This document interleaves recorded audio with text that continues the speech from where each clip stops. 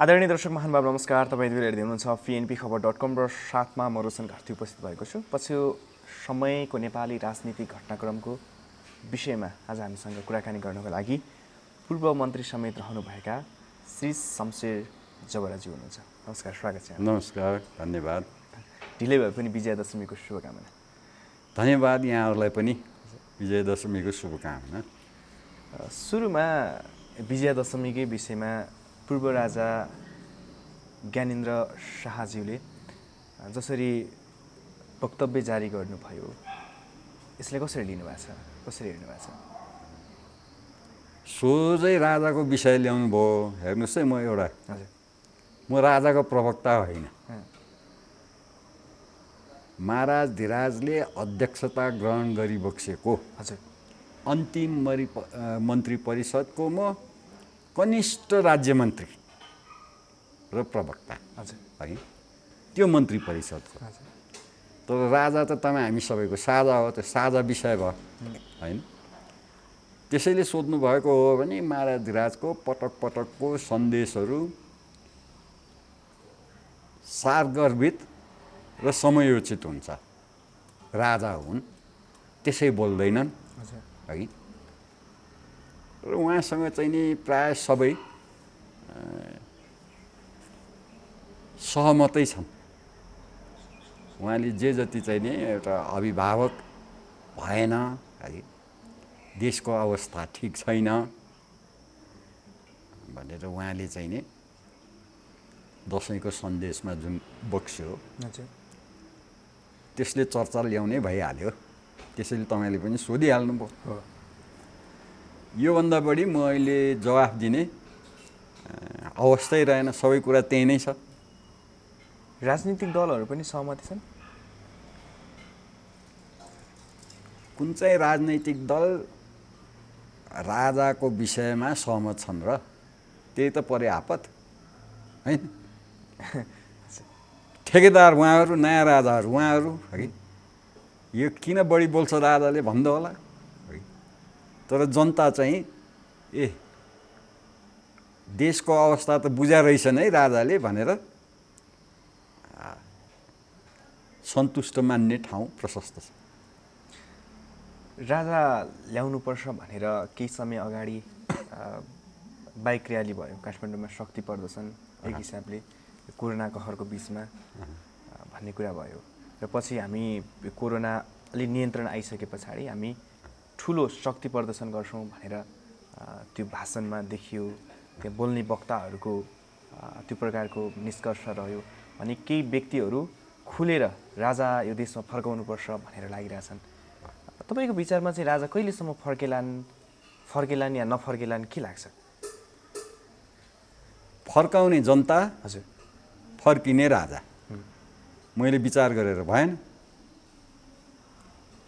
जब राजा आऊ भनेर चाहिँ नि नयाँ राजाले त भन्दैनन्। भनोस् भन्छु अझ, हजुर, अभिभावक विहीन भयो, हामीले अभिभावकको काम गर्न सकेनौँ भनेर आऊ राजा भन्न सक्नु पर्यो होइन। होइन भने जनता आउनु पर्यो सडकमा। अस्तिको बाइक र्यालीमा धेरै युट्युबर्सहरू पनि समावेश देखे, कभरेज है। त्यसले अलि चर्चा बढी ल्यायो पनि है। यहाँ भइसकेको छ बाहिर, काठमाडौँ बाहिर। सम्भवतः पर्सिसम्ममा बुटोलमा पनि हुन्छ होला। कतै सर्लाहीमा र्याली निस्क्यो भन्ने सुने है। न्युजले त दिँदैन, धेरै दियो भने तपाईँहरूको न्युजले दिने हो, युट्युबले दिने हो है। बाहिर पनि भइरह भनेर सुन्छु है। मैले पनि तपाईँ जस्तै युट्युबमा त्यहाँ भाषण ठोक्या पनि देखेँ होइन। अब महिनाको बिचबिचमा काठमाडौँमा फेरि गर्ने भन्ने गरोस् भन्छु है। र थप जनता आओस्, अब बसेर चाहिँ नि भइदिया भए, यसो गरिदिया भए भन्ने बेला भएन। पहिला चाहिँ भन्ने गरिन्थ्यो राजालाई यी देशका जनताहरू उर्लिएर, यी देशका जनताहरू सडकमा आएर राजा फालेका हुन्। अब कसरी राजा फिर्ता आउँछन् भन्नेहरू पनि अलि खुलेर राजाको समर्थनमा आइरहेको भन्ने देखियो। त्यस कारणले गर्दा राजा फेरि फर्किने सम्भावना तपाईँले कतिको भेटाउनु भएको छ, कतिको पाउनु भएको छ? होइन, सम्भावना बनाउनु पर्यो। हजुर, नेपाली जनताले बनाउनु पर्यो है। किन नेताहरू त राजा नभए त हामी नै चाहिँ नि नयाँ राजा हुन्छौँ नि भन्ने पक्षका छन् है। व्यवहार पनि त्यस्तै देखाइरहेछन्। अब जनताले हाम्रो आवाज नेताले बोकेनन् है भन्ने कुरा बुझे। बुझेपछि फेरि अरू नेता खोज्ने होइन कि आफू आउनु पर्यो। आज पनि त्यो शब्द प्रयोग कसैले गरेछ है टिभीमा, इन्टरभ्यूमा, बाँडा है। पार्टीहरूको 70 वर्ष जस्तो इतिहास भइसके है। पार्टी कार्यकर्ताहरू अब पार्टी भित्र नै बिहाबारी पनि भइसक्यो है। हो, धेरै त्यस्ता नेताहरू छन्। अब धेरै नेपालीहरू पार्टीमा थन्क्या छन् है। कोही जेल गएका छन्, कोही नेल गएका छन्, कसैले गोली गट्ठा बोकेर चाहिँ नि हानाहान पनि जिउ ज्यान पनि चाहिँ नि दाउमा राखेका छन् है। त्यसै त्यहाँबाट निस्किन गाह्रो मान्छन् के। किन गाह्रो मान्छन् भने हामीलाई कसले चाहिँ नि प्रोटेक्सन दिने त। त्यसैले राजाले अभिभावकत्वको कुरा गरे होइन। राज्यले गर्नु पर्यो। सार्वभौम नेपाली जनताको संरक्षण राज्यले गर्नु पर्यो, पार्टीले पुग्दैन। अब त्यो खालको संरक्षण सडकमा खोजेको देखिनु पर्यो। होइन भने त हाम्रो चाहिँ नि पार्टीका नेताहरू नयाँ राजा छँदैछन्, हामीले हाम्रो कार्यकर्ता हेरिहाल्छौँ नि भन्ने त्यो किसिमको चाहिँ नि निर्धक्कतामा बस्या जस्तो देखिन्छ। अब त्यही पार्टी पनि अब भित्रभित्र गुट सुट यताउतिले गर्दाखेरि चाहिँ नि देशै ब्रेक लागेको छ पार्टीको कारणले। देश त चल्नु पर्यो। त्यसैले जनता निस्किनु पर्यो र निस्किनलाई अब नेता सडकमा आएपछि अनि नेतृत्व देखिन्छ। सम्माननीय प्रधानमन्त्री केपी शर्मा ओलीले समृद्ध नेपाल सुखी नेपालीको यात्रामा देश अगाडि बढिरहेछ भनिरहँदा तपाईँले देश ब्रेक लागेछ भन्नुभयो। खोइ हेर्नुहोस्, म त जताततै ब्रेक लागेकै देख्छु है। त्यसले देश चाहिँ नि झन् सङ्कटतर्फ धकेलिएको देखिन्छ। कोभिडको कुरा हेर्नुहोस् होइन, अर्थतन्त्रको कुरा हेर्नुहोस्, त्यही राजनीति त चलिरहन्छ नि, व्यवहार हो। तर संविधानले दिएको संसद कहाँ पुगिरहेछ त्यो हेर्नुहोस् होइन। पार्टीभित्रको यहाँ त पार्टी नै ठेकेदार होइन अहिलेको राजनीतिको। पार्टीभित्र ब्रेक लागे हेर्नुहोस् होइन। झगडा जताततै, कहिले चाहिँ नि प्रचण्ड र केपी मिले, कहिले प्रचण्ड र केपी फेरि फुट्न लागे भन्ने चाहिँ नि 10 किसिमको प्रचार तपाईँहरूकै युट्युबमा पनि देखिन्छ, मेन स्ट्रिममा त छँदैछ होइन। देश अगाडि बढेको छैन। अगाडि नबढेपछि गुडिरहेछ तल। अब भिर पुग्न लाग्यो देखिन्छ। त्यसैले जनता छिटो आउनु पर्यो। अब तपाईँले भने जस्तै त्यो भिरमा पुगेको छ भने अब भिरबाट त्यो बचाउनलाई काँच चाहिँ नेपाली जनताले थाप्ने कि राजाले थाप्ने कि अहिलेका राजनीतिक दलका शीर्ष नेताहरूले? जनताका राजा हुन्। जनता र राजा मिल्नु पर्यो।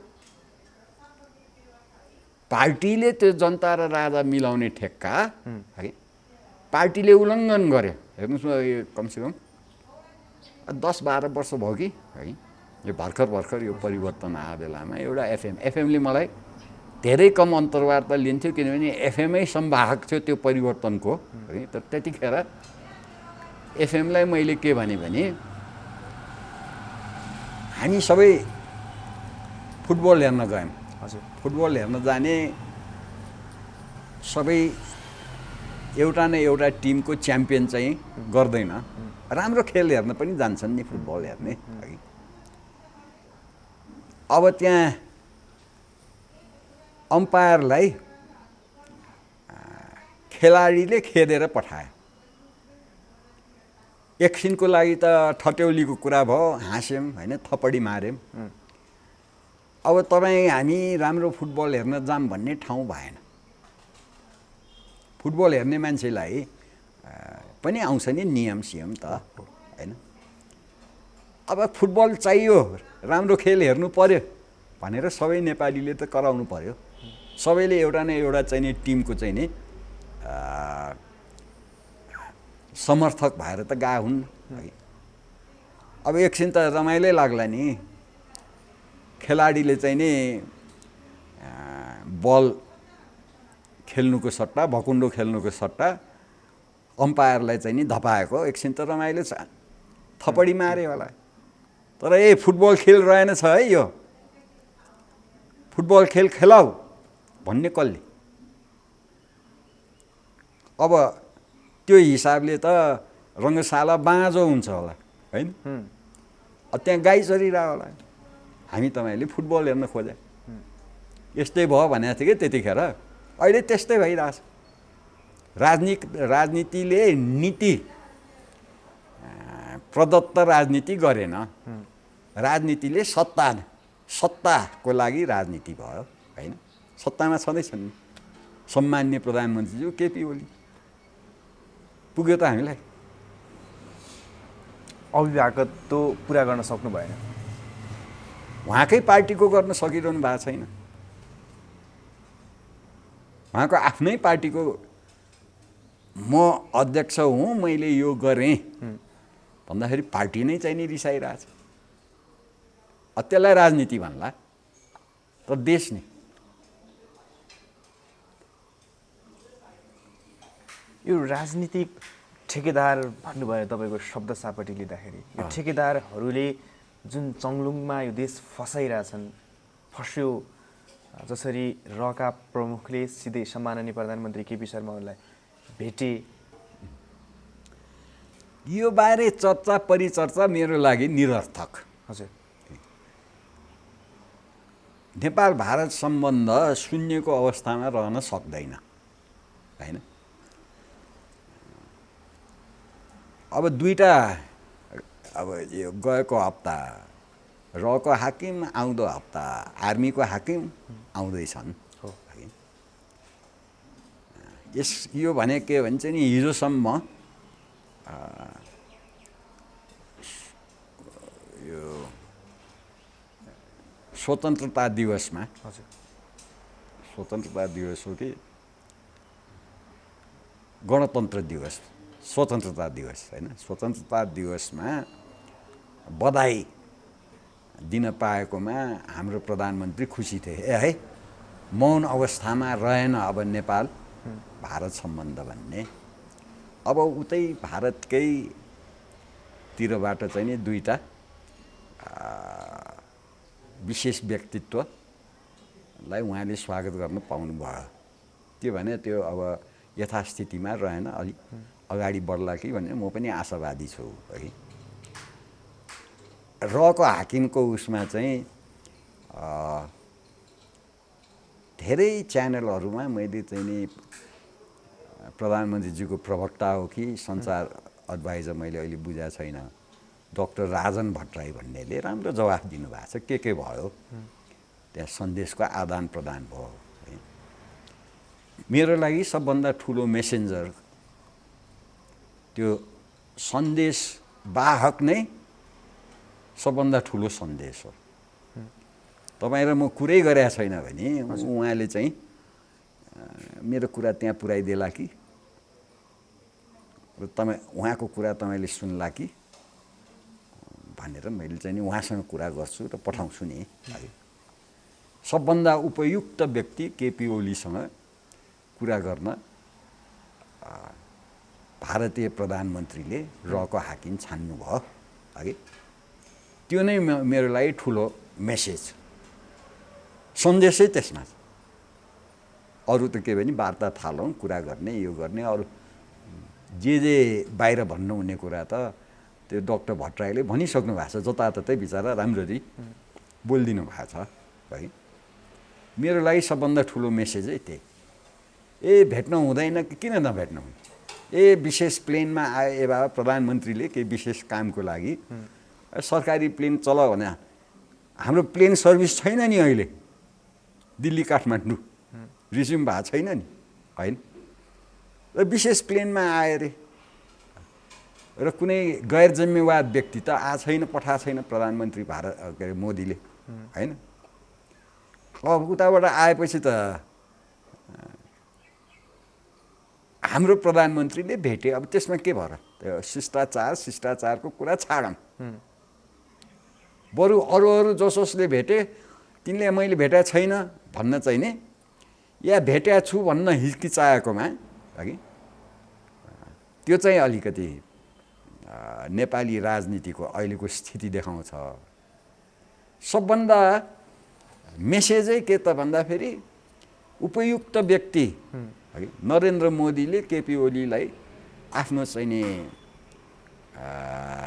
सन्देश पुर्याइदिन रक हाकिम छाने, त्यसमा ठुलो मेसेज देखेँ मैले नेपालको प्रधानमन्त्रीलाई है सन्देश संवाहक नरेन्द्र मोदीले रक हाकिम छाने, त्यो नै ठुलो सन्देश। अब जति विवादहरू छ त्यो विवादहरू समाधान उन्मुखतिर देख्नुहुन्छ कि जनविवाद अझै थपिएला अल्झिएला भन्ने?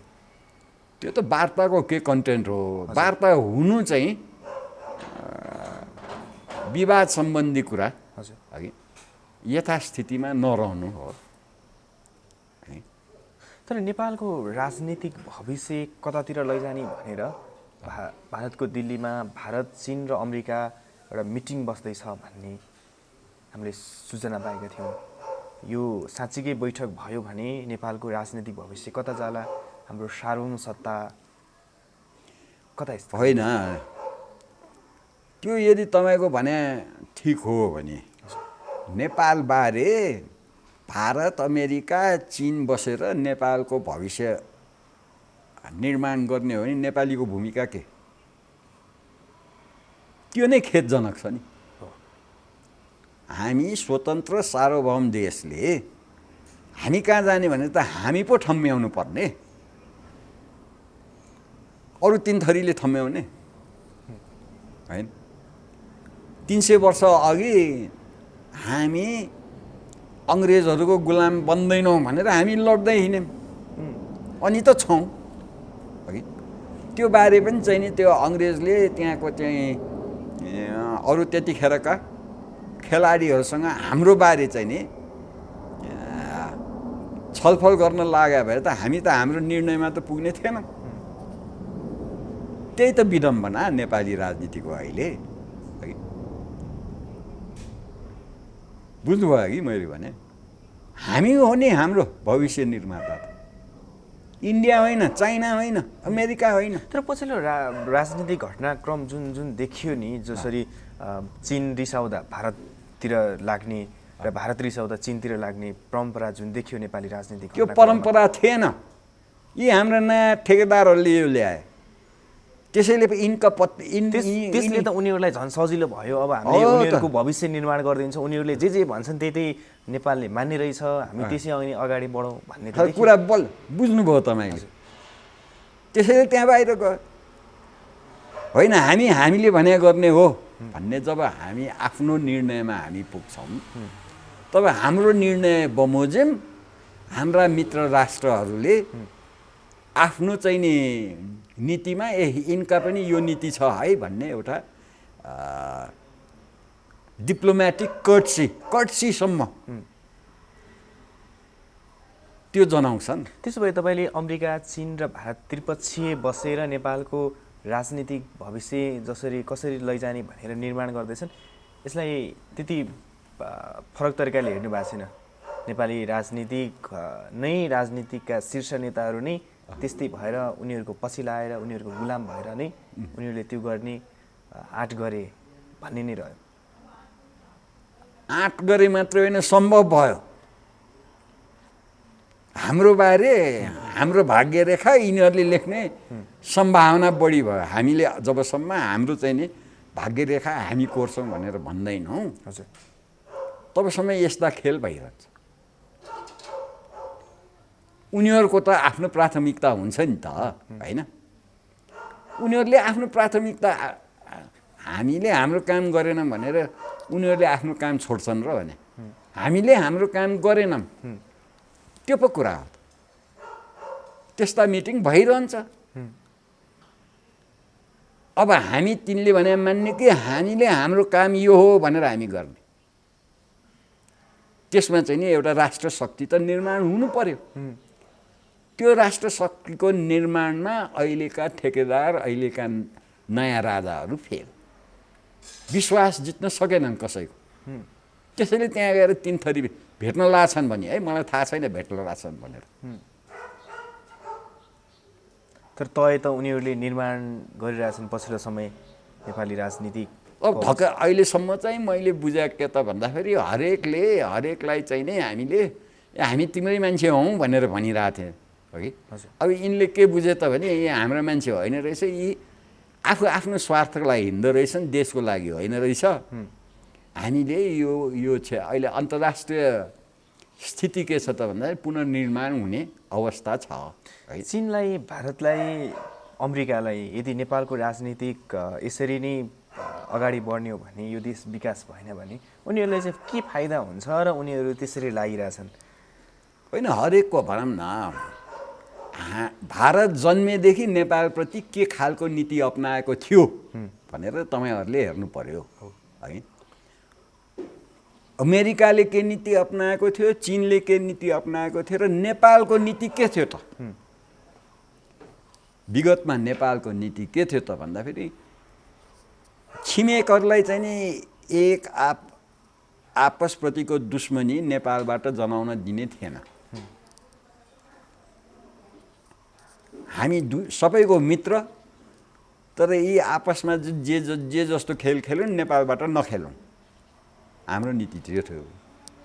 अहिले के नीति आयो भने चाहिँ नि सबैलाई बेग्ला बेग्लै, हामी त तिम्रै मान्छे हो नि, तिम्रो चाहिँ नि प्राथमिकता हामीले यहाँबाट पुरा गर्छौँ भनेर भन्दाखेरि कसैको विश्वास जित्न सकेन अहिलेका नयाँ राजाले।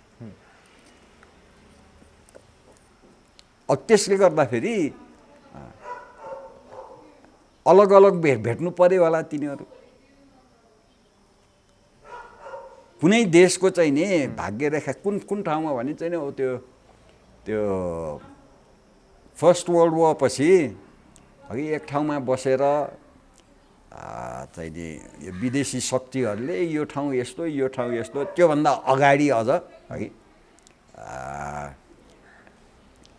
युरोपमा बसेर अफ्रिकाको नक्साहरू पनि कोरेको थियो नि त तिनीहरूले है। अफ्रिकी जनतालाई वास्ता छैन, थाहा छैन है।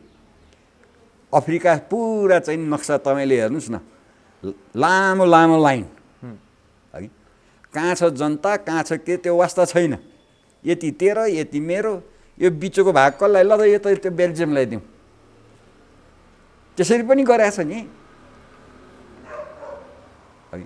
त्यसैले नेपालको भाग्य अरूले चाहिँ नि लेख्न थालेपछि है नेपाली त गाउँ बन्छ, त्यो हुन दिनु भएन।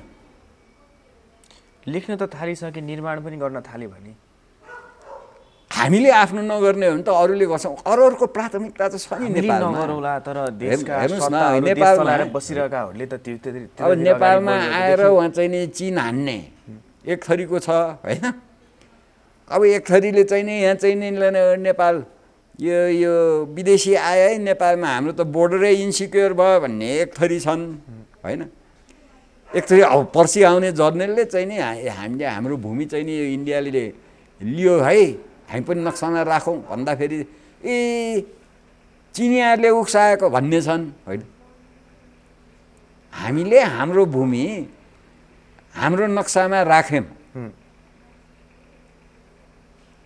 अनि चिनियाहरूले उक्साउनु पर्छ।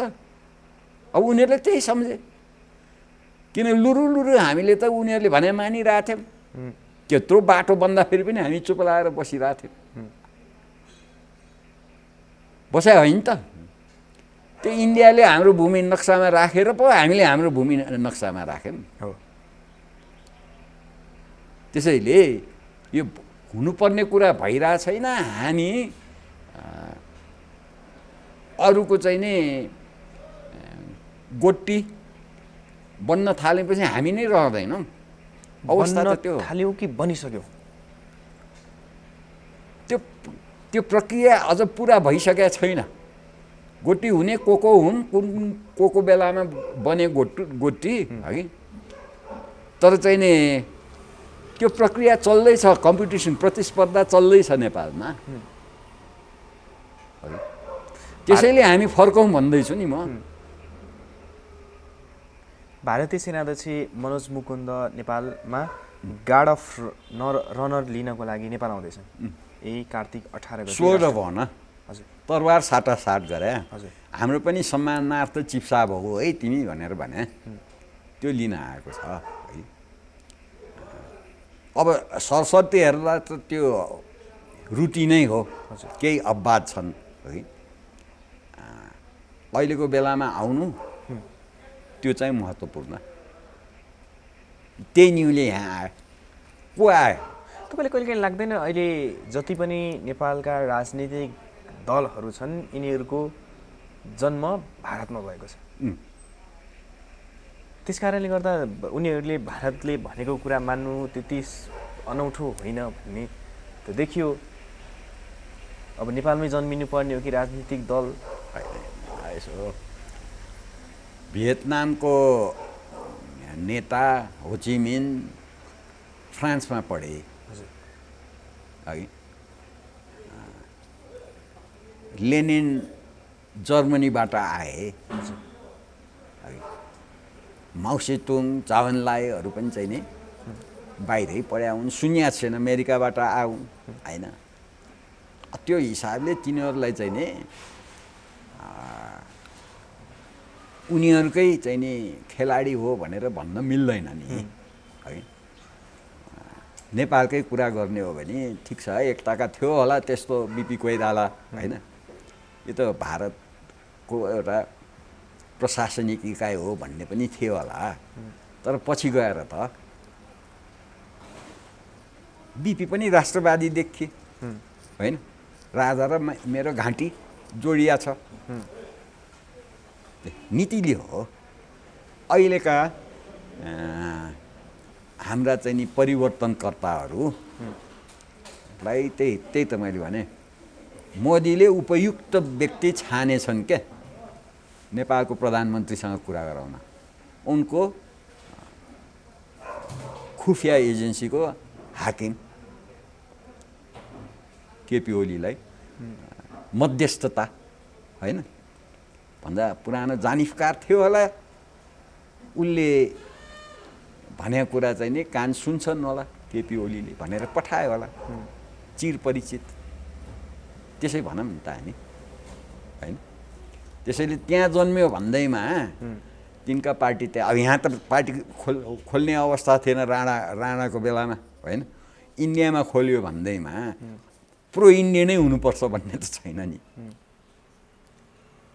त्यसैले अब सबै आए, अब सबैको टेस्ट भयो होइन। 30 वर्षसम्म टेस्ट भयो। है यिनको नीतिले हामीलाई यो भड्खालोमा लग्दैछ है भनेर तपाईँ हामी सबै सचेत बनेको राम्रो। अहिलेको नीतिले चाहिँ कुन भड्खालोमा हाल्दैछ? यही नि, नेपालको प्रधानमन्त्रीलाई भारतको प्रधानमन्त्रीले अघि सन्देशवाहकको रूपमा रहेको हाकिम छान्नु पनि एउटा सङ्केत हो नि, हामी कतातिर जाँदैछौँ। हाम्रो स्खलन, राजनैतिक स्खलन देखिरहेछ नि होइन। अहिलेको स्ट्यान्ड स्टिल राजनीति, फ्रिज भएको राजनीति त्यसमा देखिरहेछ नि होइन। हाम्रो नक्सा त्यो विवादले नै देखाइरहेछ होइन। हरेक चिजमा नेपालको सतह कसरी गिर्दो छ त्यसले देखाइरहेछ नि होइन। कहाँ गइरहेछौँ हामी भनेर तपाईँ हामी चिन्तित नहुने हो भने थप झर्छौँ। 6 स्टेट भन्छ नि, हामी बिरामी भएपछि मर्छ देश। बिरामी त्यसैले भन्दैन नि आजकल 6 स्टेट भन्दैन, अर्कै शब्द प्रयोग गर्छ। त्यसैले यो बारे चाहिँ नि अब दुविधामा हामी नेपाली जनता हुनु भएन। जानु पर्यो सडकमा संवैधानिकता वापस ल्याउनु पर्यो, कानुनी राज्य वापस ल्याउने।